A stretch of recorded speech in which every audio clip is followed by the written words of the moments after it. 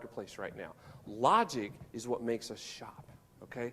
Logic's what makes us shop. When I'm comparing you against other solutions, other providers, other vendors, I'm doing that from a perspective of logic. I'm comparing features. Logic says, give me one of those matrices that shows all the things that they do, and oh, he does these 10, and he does these 12, and he does these 12. And when logic says that all the feature sets look pretty similar, what becomes the differentiator? What do I use to make the decision in logic? With logic, what do I use to make the decision? You're close.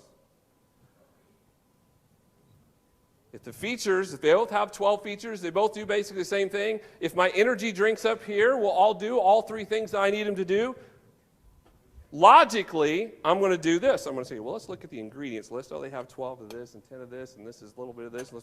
Gosh, they're all identical kind of ingredients. They all meet my needs. They all take care of me. That's what I want to do. So next thing I'm probably going to do logically is say, well, let's turn the prices around. $3.95, $2.95, $1.80, right?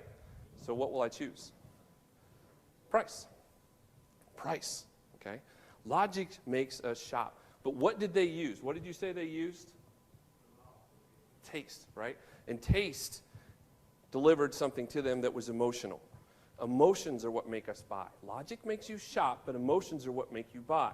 You're no different in any decision you make when you're buying. If you were going to buy a new car, you use a lot of logic to pick down which ones you want to do, but the one you end up buying is the one that you have an emotional connection to, right?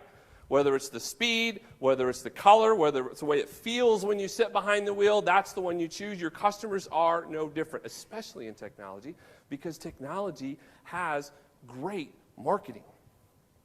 Technology has great marketing. You study our competition, do you look at some of the marketing, some of the things they do? They claim some great stuff. They look really good, really, really cool. And in fact, what we have is so many different people doing similar things of what we do that if we allow the choice to come down to logic, we're putting ourselves in a battle that we can't win. We'll win sometimes.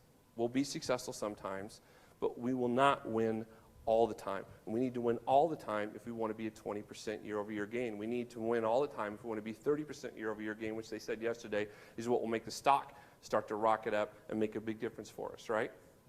Logic makes us shop, emotions make us buy. Customer said something a little bit earlier. What did they say was the most important thing they were looking for? There's 3 of them that use the same word. From a salesperson, they're looking for honesty, right? Now, logically, who doesn't want honesty from the salesperson, right? Didn't when you heard that, you were like, okay, well, duh. Of course. You don't want someone's going to lie to you. You want someone's going to be honest with you. So logically, that makes sense. What was it about honesty that resonated with them? What happened is at some point in time, they've been burned by honesty. And that burning by honesty did what? It affected them emotionally. See the difference? See the difference? That's why they say honesty. Not because it's logical and it makes sense and it sounds good in a PowerPoint or sounds good in a marketing deck that you have integrity. It's because they've been burnt by it before, and that emotion is what I connect to. That emotion is what I connect to. You have control and can drive that emotion. That's what we want to focus on here today.